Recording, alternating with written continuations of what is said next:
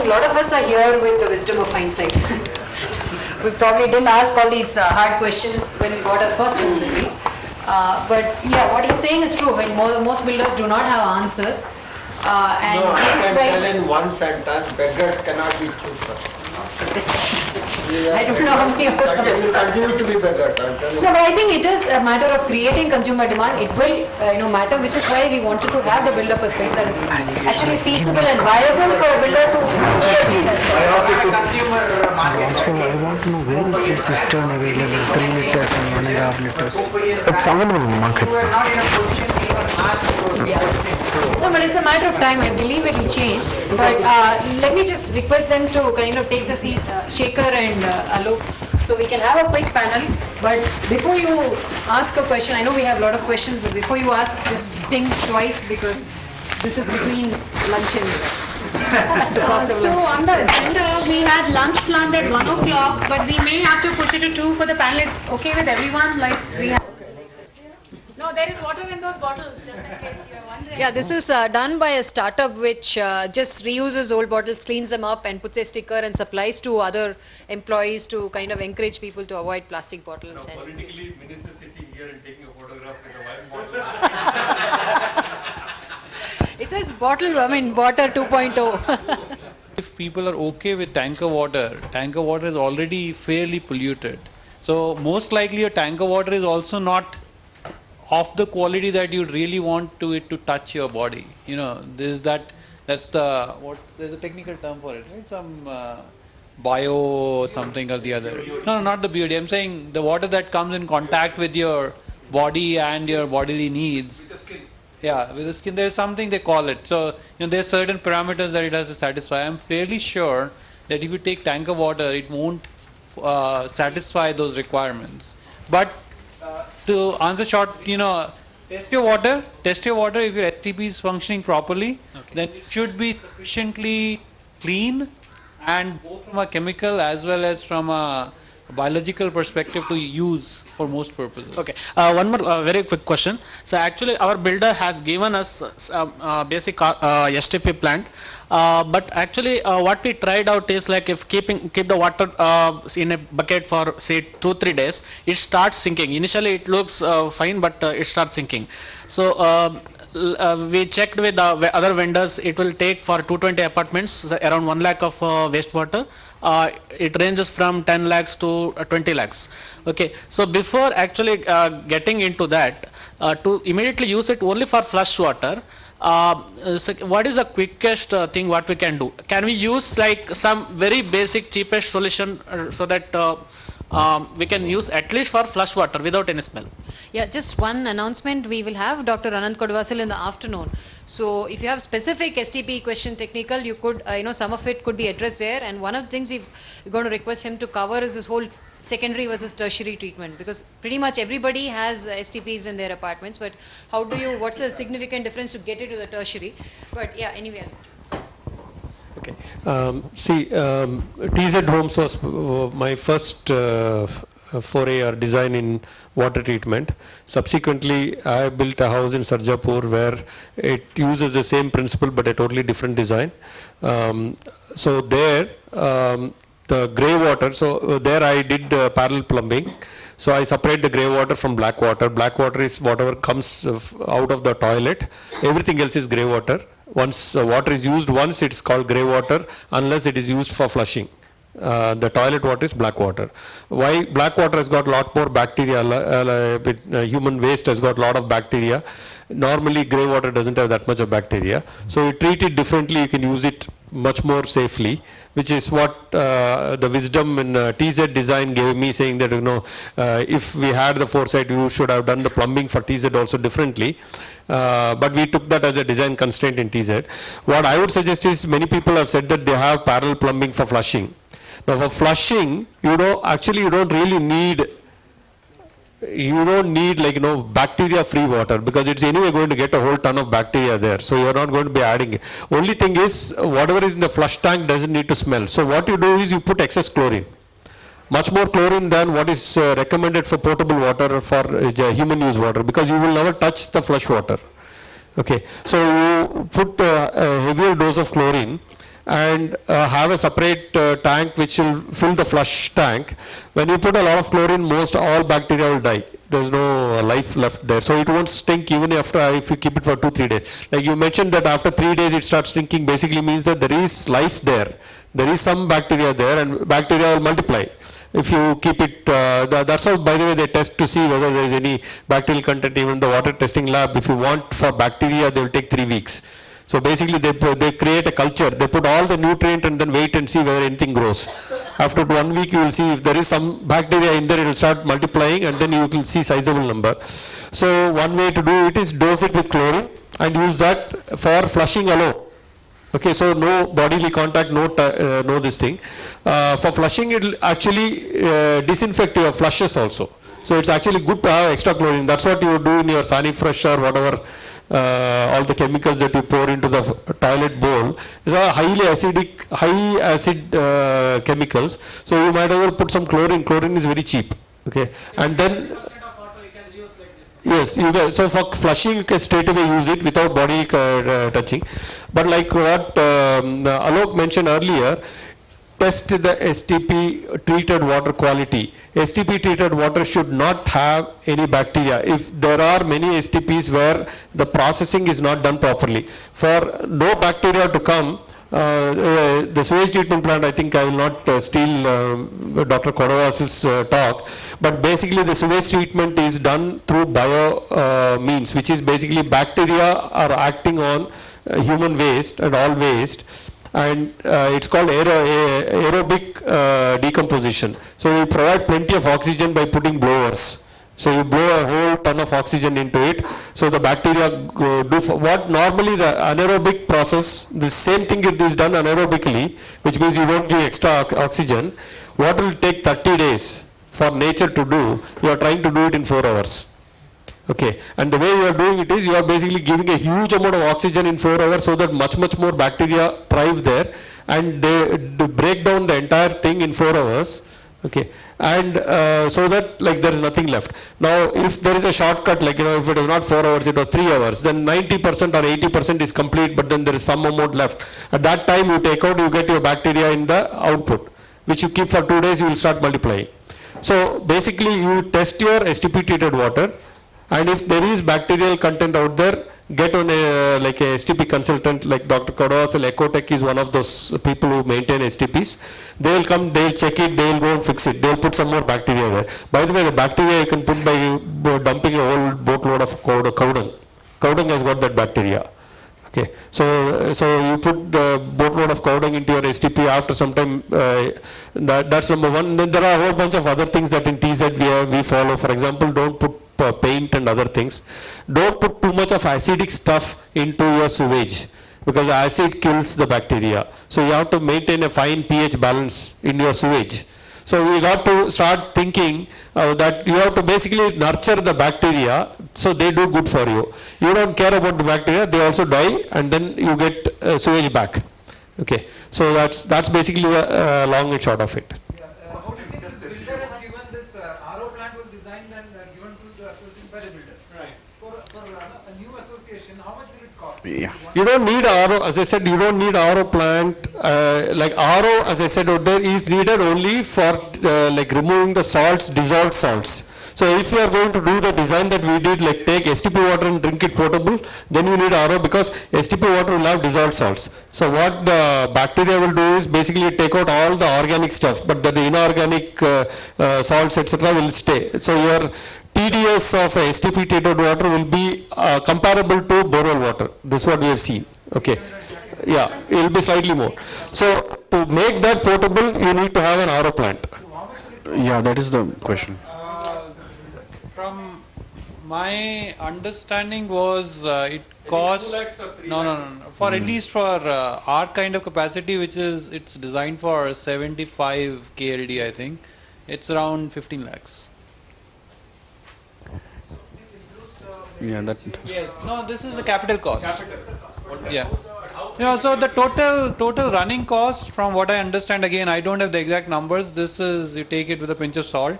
From what I understand is it is around 15 paisa per liter or something. This includes the energy cost membrane cost, chemical cost, because you have to do descaling and things like that. So all of that together, I think it's, if I remember correctly, it's around. STP operator will give you the expected. No, they're talking about the RO. They're talking about the RO. I think, if I remember correctly, it's around 15 paisa per liter. Yeah, as I said, if your intent is basically, suppose best thing is use rainwater. You don't need RO. Okay, because there's no salt in it. All other things like bacteria and other stuff you can do without RO. You can. There are other means like chlorination, ozonization is another. Ozonization is actually quite good because you don't have any residue left. It's only oxygen-rich water. And rainwater is soft water. You don't need any softening at all. If you are using STP treated water for potability, then yes, you need an initial capital cost. Like we are having 75 to 90,000 liters it used to pump per day. Okay, now we have reduced that, now it has come to 60,000 because our usage itself, like he was sharing, has dropped down to 150 liters per person average. We started much higher. And because of plugging leaks and making people conscious, etc., it's now much lower. And in my house out there, we use 100 liters per day average per person. But there are apartment complexes just around us, they go 1,000 liters per person type of thing. So you can go anywhere to anywhere. Okay, it's you are conscious this thing. So it was regarding the cost. You had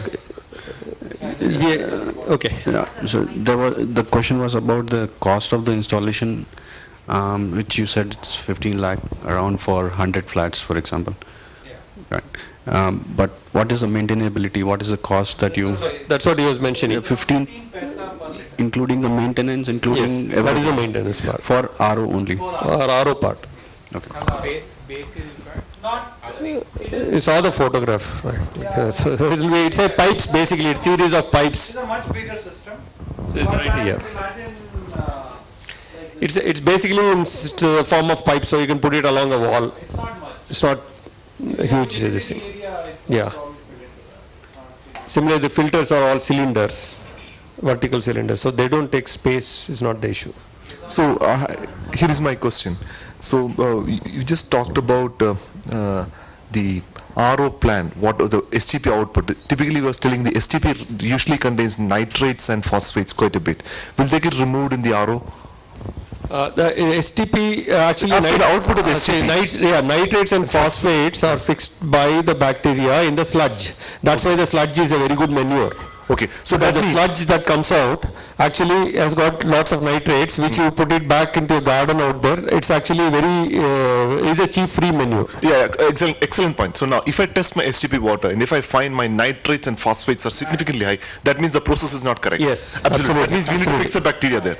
Yeah, just say from my experience, what I'm saying is that test your borehole water and test the STP treated water. If the STP treated water is not better than borehole water, STP is not working. Now here's the question. No. Now, how do we test STP water at home? Do we need to send it to the lab every time, or do we have a facility at home we can do it? You can't do it at home. Can we check the nitrates and phosphates at least in my house? No.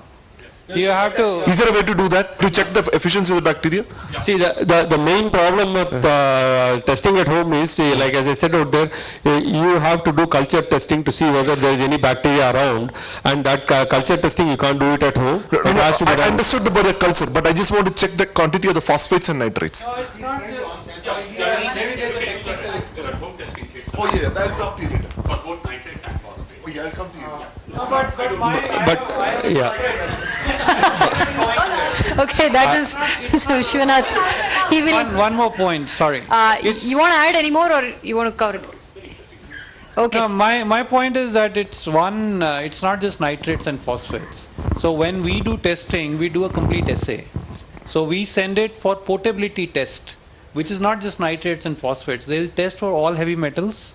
They'll test for mercury. They'll test for all kinds of things. So I don't want to trust myself to do the technical testing. So I send it to a government certified lab, which will give me a 25 parameter test. What's that test cost? It costs around 1100 or 800. 800 to 1100. Yes, we do it once a month. Many are there. You just go to Just Dial or something like that. So There are around all over the place. 7 to 10 labs. Yeah, SN Labs, we use SN Labs. That's in Malleshwaram. But there are quite a But there's few. a couple of them in Whitefield now. Yeah, there are many, many. Put up a last couple of questions, please put up your hands. When, I don't need. Okay. When you flush the toilet, I believe 5% of the water gets evaporated. Is it true or misty? It becomes misty. That is why they say don't put your toothbrush near a no kidding. I read it in one of the internet. No, this is internet stuff, lot of stuff is there. You do one thing, basically sit and flush the toilet. That way everything will stick to you. I believe 5% of the water gets in the form of a mist. No, it can happen, but I think that amount of is there anywhere in the air. Like, see, the thing is, air is not 100% pure. Exactly. So, You have your pot open anyway. yes. So when you're flushing, you close it anyway. No, that's a different. Then it's not a problem. See, but let me tell you this. So, see, as I said out there, your body has many filters. Okay, body has many filters, and whatever is there in the air, like there is a lot of bacteria in the air. Okay, and that bacteria in the air, your body is taking care. So, like in the internet, they will magnify it saying there is bacteria in the air. Yes, that is true. That is a fact. Yeah, they specifically mentioned this bacteria is in the air. Like there may be many bacteria, there is a probability this bacteria too may be in the air. Now the thing is, it is not sufficient quantity for you to have an epidemic. That's all that matters. If you have large amount of the concentration, like parts per million, then you get an epidemic. This flushing business till now, nowhere in the world has caused an epidemic. No, In fact, lack of flushing has caused epidemics, but not flushing. No, but it is scientifically proven that your toilet seat has less bacteria than your kitchen dish towel. By the way, there is a lot of bacteria in the curd. Yes. The good one and the bad ones. Okay, last question from there. Hi, my name is Syed. Like with the presentation from TZ, the presentation was really appreciative. Like total water can be managed, nothing can be sent out. Other than TZ, like since we need to make a big investment for an RO in a different property, the other alternative was the STP water can be utilized, definitely with the lab reports. Is there any other alternative for the other associations and the properties? Yes, so there is an apartment complex in Sarjapur to which I did a water design. At the time they started the building itself, the builder contacted me, and their plan was to purchase 10 tankers of water per day for that campus. There is no borewell there. There is no water in the borewell anywhere in Sarjapur area. So they were planning to purchase 10 tankers of water per day. 65 home apartment complex. I redid the design where at most they need 1 tanker per day, at most. If it rains, then they don't need any tanker at all. And if they can store the rainwater, so I rejigged the whole thing. And now that is just completed and people have started living there and they've implemented that design. And by the way, it doesn't have an RO water and we are not using STP treated water there for drinking. Again, because of the religious reason. Somebody says that I want to use this water for puja, I don't want to use that which had previously been flushed. Okay, and in TZ also somebody said, I said buy one bottle per day of mineral water, that you don't know where it comes from, so you can use that for puja. Okay. So that is 10 rupees a day. But in this case, one of the owners out there didn't want to use STP treated water for kitchen, so I redid it wherein there's a 3 parallel lines. One is kitchen alone, for which you can basically use a borehole water or rainwater or something like that. And then second is all other use, which is what you had asked out there, in which STP treated water will be purified to near potable. Near potable means it doesn't go through RO. All other things it will do, including ozonation, including chlorination, everything. So that if it gets in your mouth, nothing will happen. Because I said, see, when I say near potable, basically it is as good as potable because there is nothing called near potable. When you take bath, if a little bit of water goes into your mouth, it is potable. It has to be potable quality. So we have done the design and it has basically saved that builder pretty much like 10 tankers a day of water purchase from outside. So it is possible. TZ design, as I said, since we had an RO water plant, we decided it this way. But when you do the design, you look at what is the sources of water you have, what are the needs of water you have, and there's a whole this thing. There's another presentation. I have a full workshop of how to go about designing these systems. So you take a lot of things into consideration before designing the solution. Don't just take take the principles of what we did. Don't take the design of what we did. This design is very, very specific to TZ. When I built my house out there, I did complete redesign. And when I suggested it to this builder, I did another different design. But the principles are the same. So you just need to see what is your usage, how much you need for garden, how much you need for car wash, how much you need for drinking and bathing and other things, and how much are you generating in what form. So look at STP treated water as a source of water. Don't think of that as a water to waste. As I said, there's nothing called wastewater. Think of that as one source of water, and it can be used for certain uses, not for everything. Match the two. Like we did that for here also, RO reject water, we said, okay, I can use it for garden. I cannot use it for car wash because RO treated water has got high TDS and it might have an impact on paint. We didn't know it, so nobody will want to use that. So we said, okay, we use it for garden. So you match the source of water to the use of water, you will be able to find that 70 to 80% of all of your water you can use it, automatically it reduces demand. Thanks. Just had a quick thing. We have a few builders here. We have BCL, Olympia, Assets and all that. So it would be nice, maybe we could just come up with like 3 points top of, in terms of priority, maybe that we would like them to take back to their management, and then kind of create a larger conversation around these issues, because now as MCs you've kind of been through the whole process in terms of water. So Meera, before that, I have a question. See here, TZ Homes happened, right? And seems like builder was also conscious about, how you're building it and all that stuff. But, the question that typically or buyers would have, see, today everybody here is a homeowner for a while. So we know what are the real problems. That we may not want that fountain, but we may want that, better STP and things like that. But first time homeowners have no idea. They're like out there to get their dream home with stuff they can show off to their friends perhaps, right?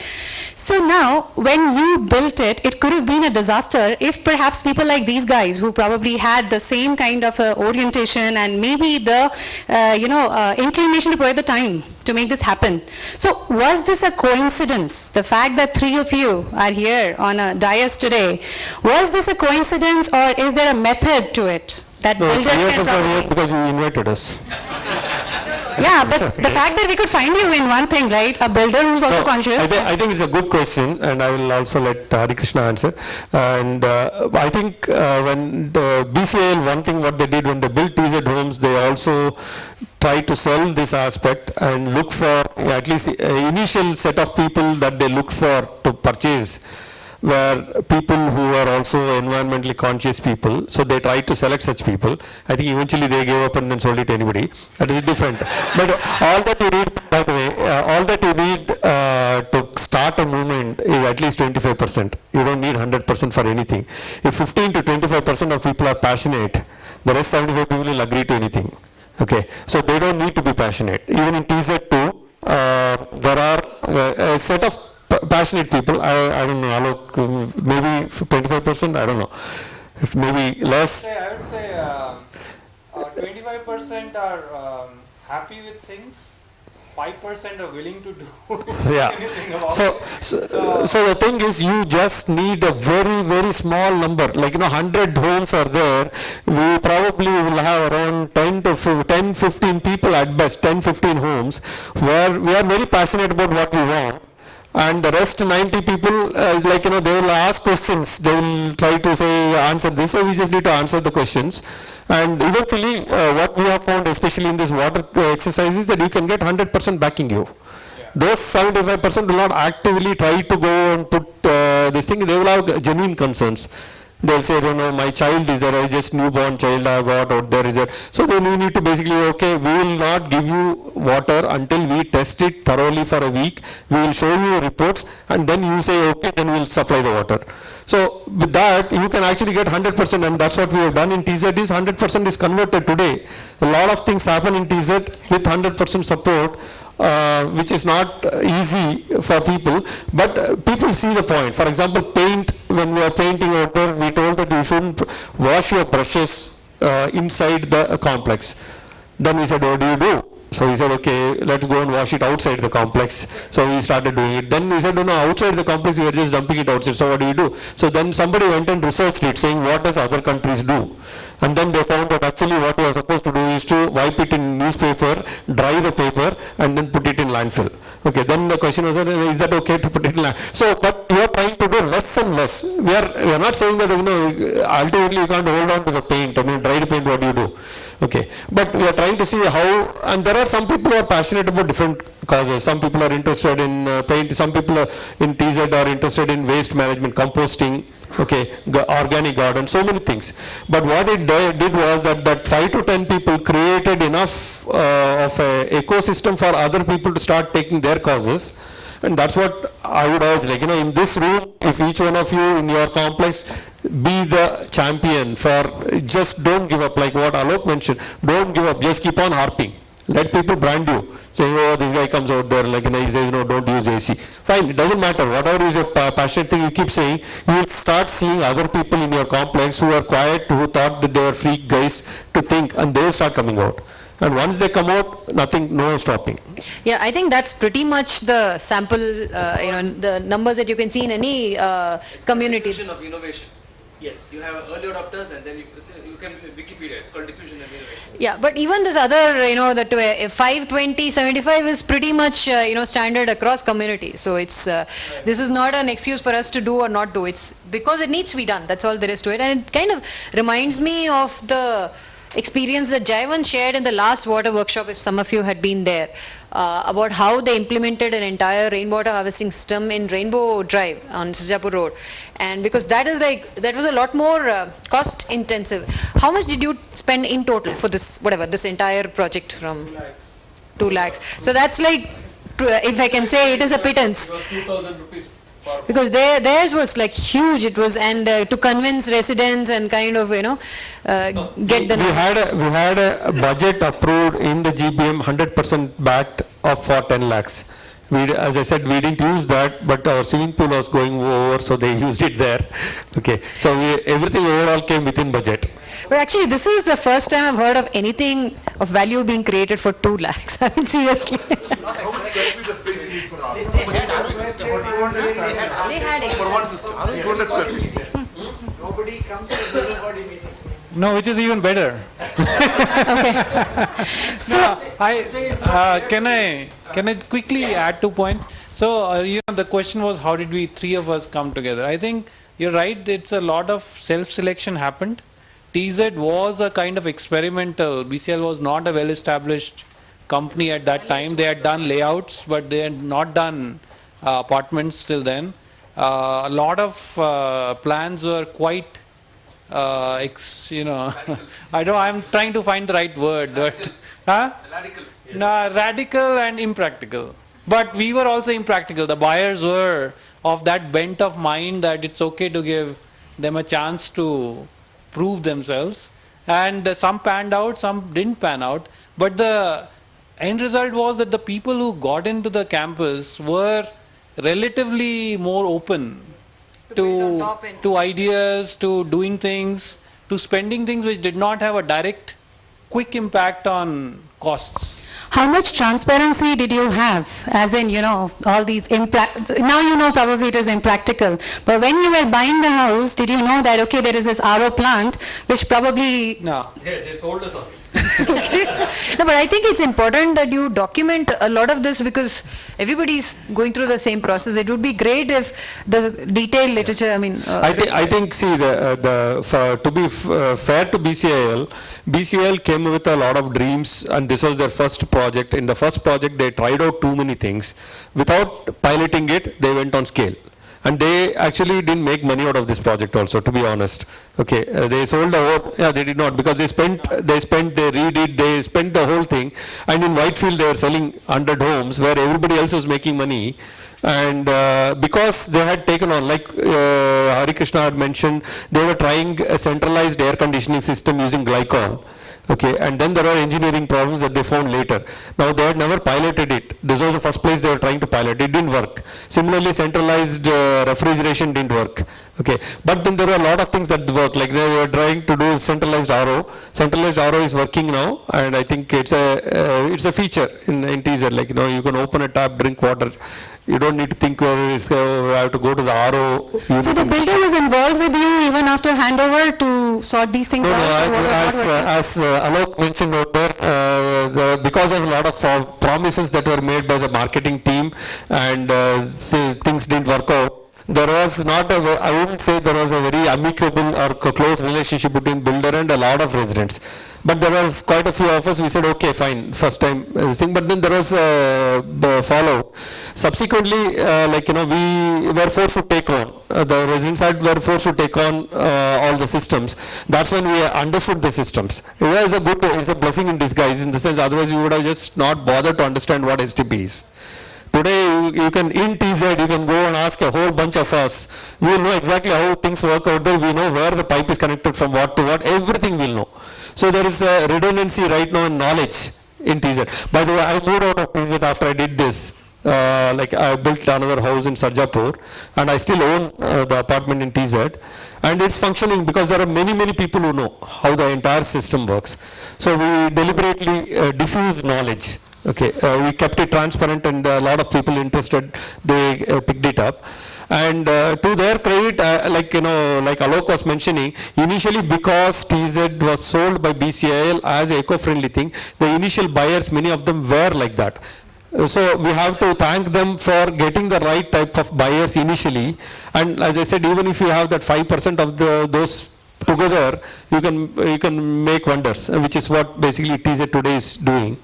So there is like in anything, there is some plus and there is minus. So I wouldn't focus too much on the negative. But based on this experience, actually, I am very happy that BCIL, now it's called Z Homes, themselves took this experience, and they are based on Hari Krishna's presentation today, in each one they are basically taking the experiences and doing better and better how to go further into their goals. No, I think that's the best part. The kind of learning that this project has come, and this matching between the builder's intention and evolving into a functional product, I think is kind of amazing. Actually, I would like to add one thing here. Like what Shekharji and Alokji were telling, there were a few things what failed. Like I told you in my presentation, customer needs reliability. Yes, we did experimentation at that time. Some of the systems failed, and despite that, we had the commitments. We went back last year. I did not make any money out of this project. But even then last year, I spent close to a crore plus on this. We went back and changed the air conditioning systems also there. And if you look at, see, like I told you earlier also, we never chase monies in this thing. I never thought that this is a loss-making project. We always like to handle any of the projects. In any of the initiatives, what the residents do. In fact, we have been approaching the association. The association always tells, okay, you're always looking at us like a builder. It always happens in any of the communities. I've seen that. The builders are looked upon like that. But there are a few guys who bring in a change, and we want to handle also, but sometimes I don't know, because the visions are not shared. Sometimes it does happen. But the only thing is, what I request is, you also can co-partner with your builders. You also have a good rapport with your builders. Start developing a good rapport with your builders. Ask them, see, there are builders who are looking to bring in these changes. But the only thing is the customers have not been demanding, or there have been not a good situation with the builders and the residents. It happens with everybody. We have been hearing with different developers, different things that is happening. There are issues. It's not sacrosanct. But the only thing is, please partner with them, handhold them, because they have given you homes. Do that. That is the time when you all win. Everybody would win. Yeah, and I think that's points. Can we have some points related to? Yes. You told 2,000 rupees per flat expenses you made. And in addition, you told that RO plant cost 15 lakh rupees. I don't understand that. So the 15 lakh RO plant, let me tell you, most of the systems like the STP, the RO plant was put by BCIL. It was what happened was some of the functions, they tweaked it, they improvised it. There was a lot of improvisation that was done. Thanks to the efforts by Alokji and Shekharji also, one of the biggest things what they brought into the system, especially because we had designed a system where, like they told, RO was going to each and every tap out there and tease it. But the only one good thing that they brought into the system definitely was that changing the mindset of the people to make STP water go back into their systems. That was one of the greatest efforts that was done, and it needs a psychological change. And if I sold that concept at those early days, telling that I'll give you this, nobody would have bought a home with me. Yeah, we're really running out of time, so can we have just 3 points before we wind up the session? If you'd like to say something to builders, to your builder, or in general, the very specific points that we could just take back and actually share with them, and we have builders here. Wish list Yeah. to the builders. Before that, who are the other builders here? I know there are other builders who are here. So can you please stand up and tell me which builder you're from? Hi, I'm Shriparna. I'm actually representing my MC from my community, but I'm also part of the design team with Asset Builders, and I'm also residing in one of their projects. I'm neighbors to TZ, and I have asked some questions to Alokji whenever I meet him on the road. So You can answer when there are questions. Just want to know first who are the builders, because we really want to recognize them. We contacted a lot of builders, requested them to come. A lot of them dodged. The ones who really wanted to be, so I think that shows. So just want to see who are the builders here. Oh, okay. Any other builder? Okay. You did not hear that. Any other builders here? Mr. Nambiar? No, it's a quite good presentation regarding the green building concepts. We will try to implement it in our project also. Sure. Anybody else? I think Bren is here. We're not going to ask tough questions. We just want to thank you for coming here, that's all.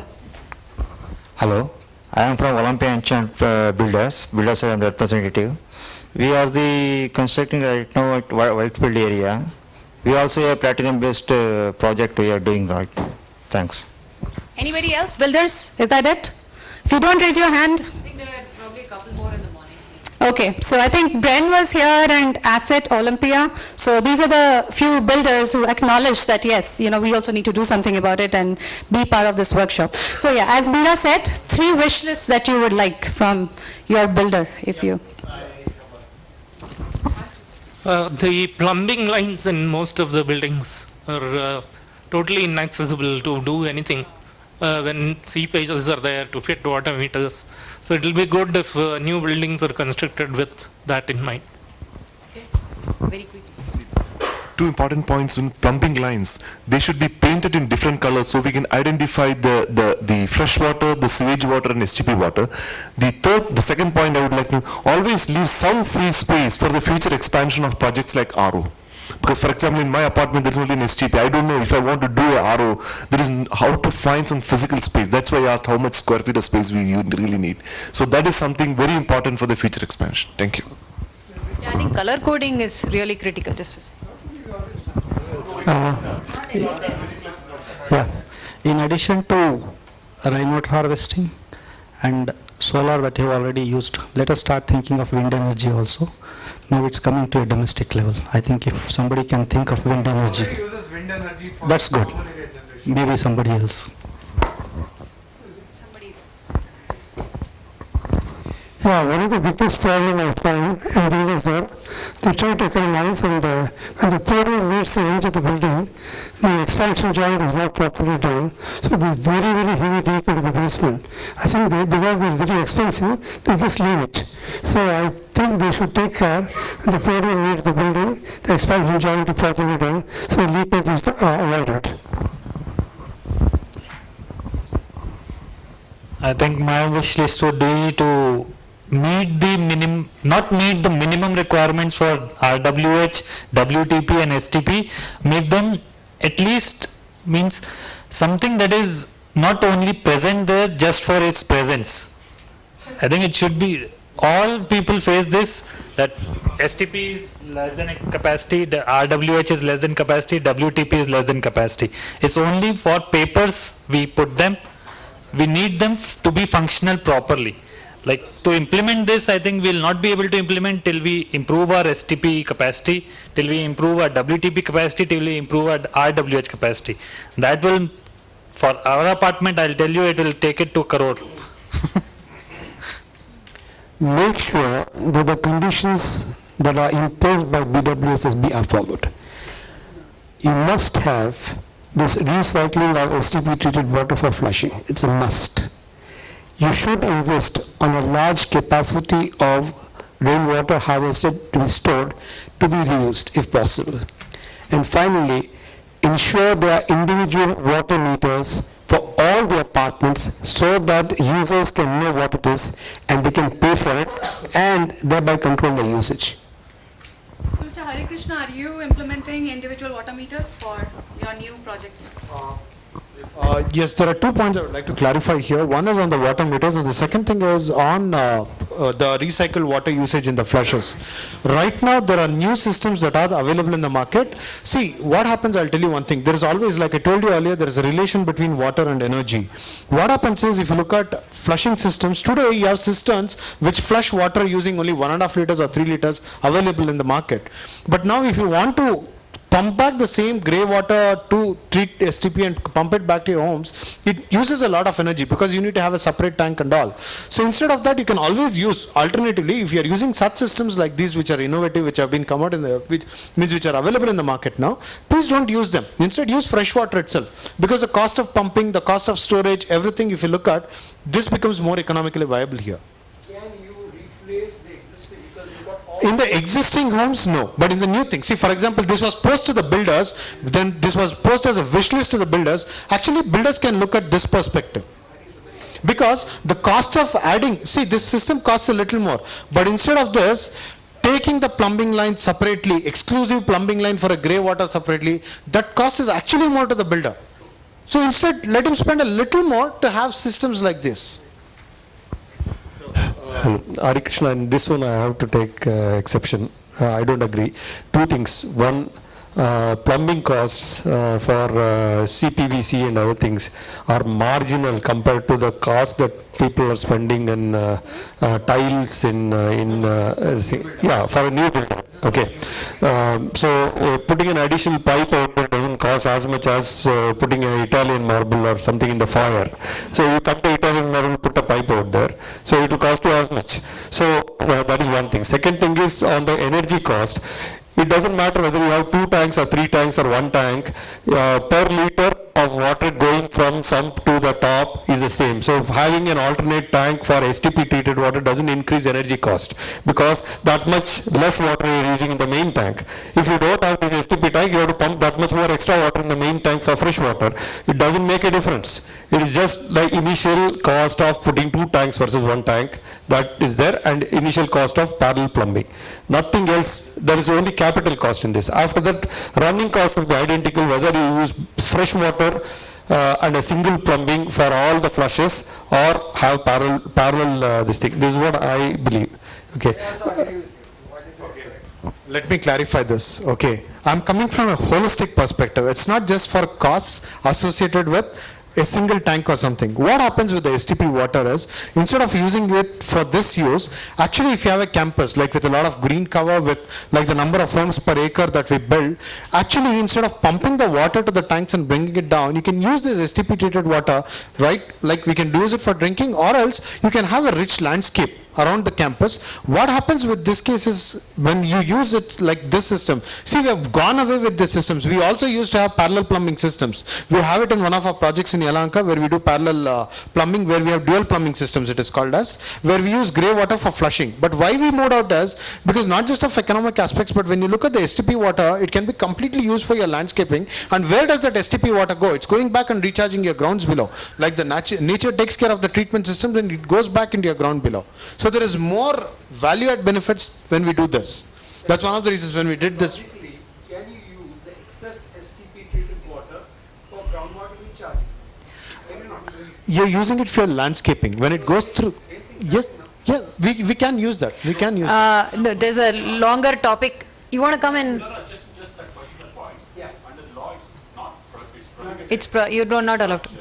That is only for not for recharging. What he's saying is the percolation. Garden percolates, whereas the other one you are putting into the aquifer. Always has been. 6,000 years of history. Okay. Now, wish list, ma'am, regarding the new wish list, there should be accessibility to the water meter. And He there are mentioned more that, water yeah. meters also, but Yeah. accessibility is most important, and there should be preferably one single inlet to a particular flat. No, he mentioned, the pipelines and the design of pipelines so it's accessible and. I have two things.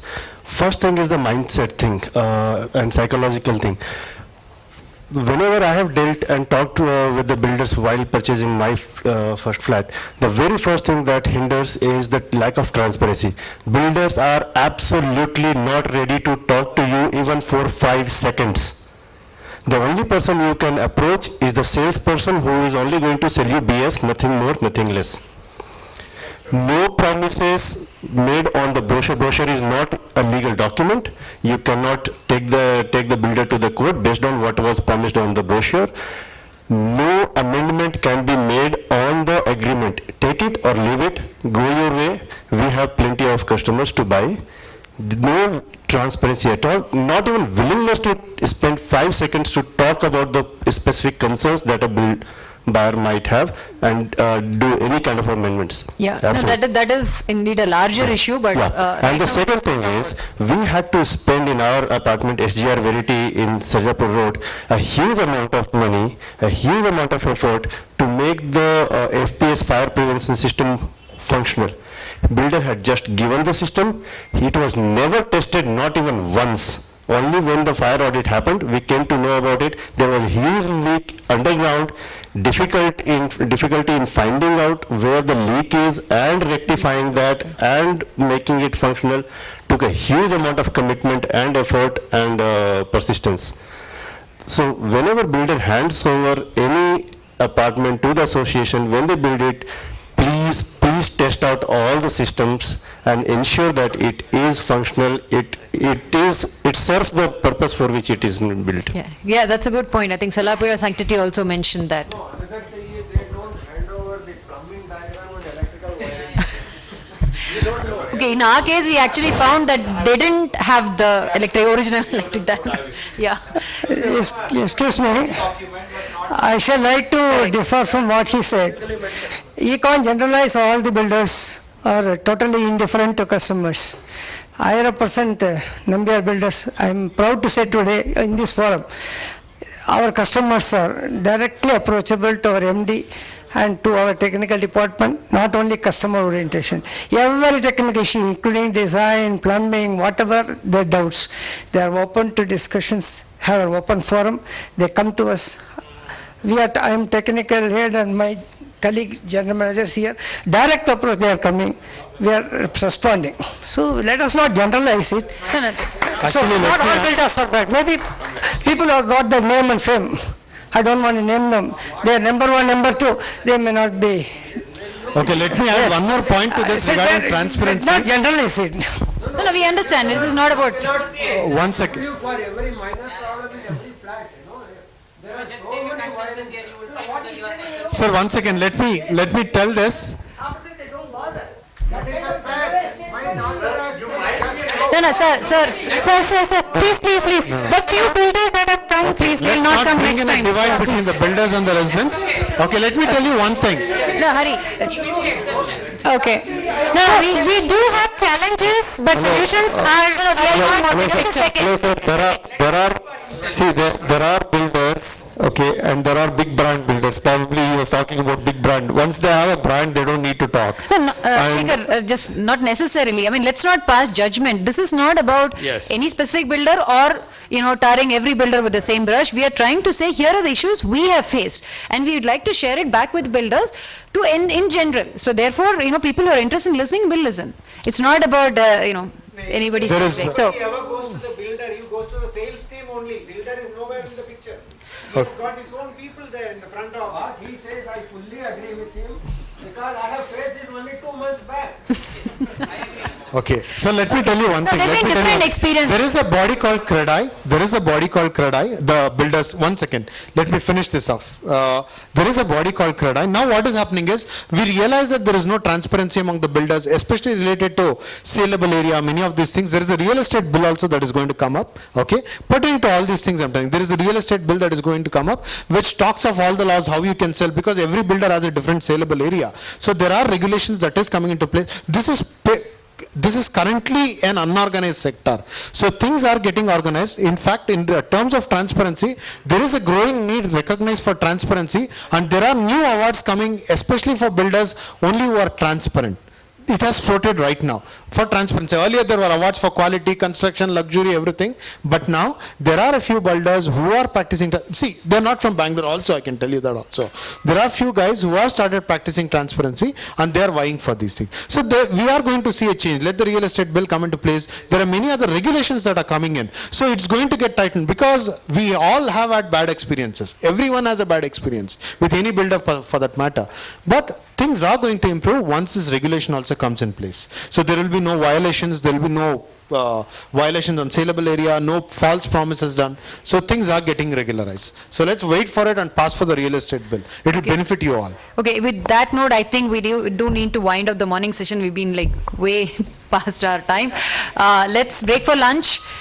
And before that, please hold on. I'd really like to express my sincere thanks for you and for all the builders who have come, because I think there's a lot of we versus them that has happened between, buyers and builders, because there's no dialogue. There's no one place where the builders are sitting, sharing their challenges, and so it's great. I think probably I can claim this is the first time in India you're having, a builder who's sitting with a management committee who's been running the complex for 5-6 years and learning from their learnings, So I'd request Mr. Vishwanath to come and give a token of thanks to all three of you.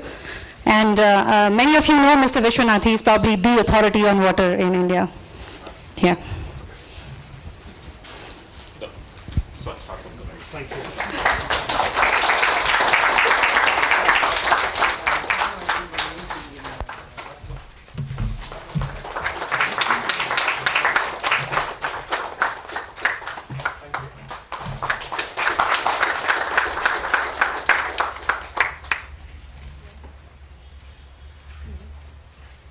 Thank you. One of the papers for the tanker list, anybody's got that? If anybody has that list with the notes, please pass it back to me. Yeah, tanker rates, it was passing around.